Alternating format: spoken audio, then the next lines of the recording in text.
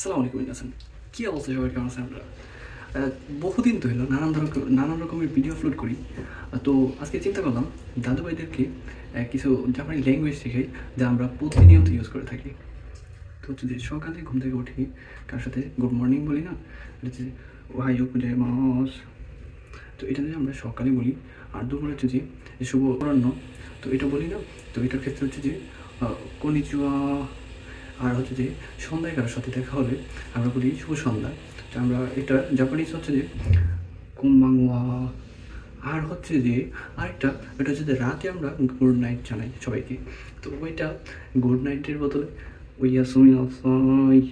তো এটা হচ্ছে যে জাপানে প্রতিনিয়ত জাপানিরা এবং কি ফরেনাররা জাপানি ল্যাঙ্গুয়েজ ইউজ করে, তো এটা বলে থাকে। তবে সবাই শিখে আর উপকৃত হবেন অবশ্যই আশা করি।